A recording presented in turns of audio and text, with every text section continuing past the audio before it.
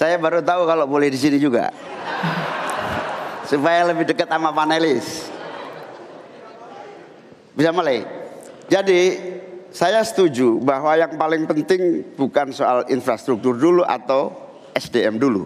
Yang paling penting dari ini adalah kemampuan membaca skala prioritas.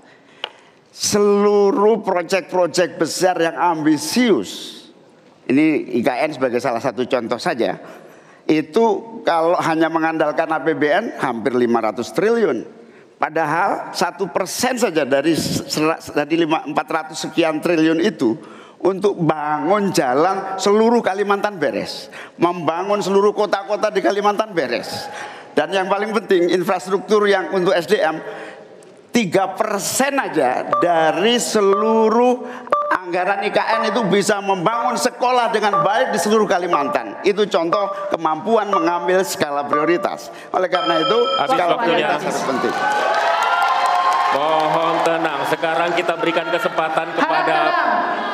kesempatan kepada Pak Gibran untuk menanggapi atas tanggapan yang sudah disampaikan. Silakan. Baik, saya izin menanggapi Gus Muhaimin dulu. Saya ingat sekali Gus Muhaimin dulu sempat ikut meresmikan dan potong tumpeng di IKN.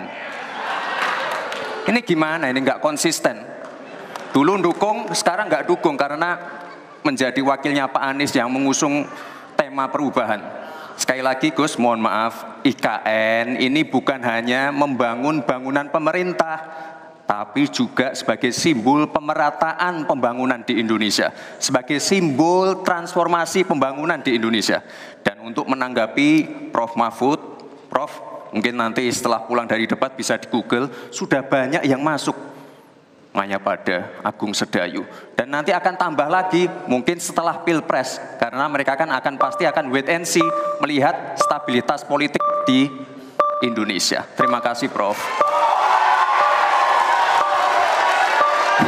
Baik, silakan berikan apresiasi dan aplaus dulu deh, biar semangat semua. 1, 2, 3 pendukung-pendukungnya silakan bersemangat memberikan apresiasi.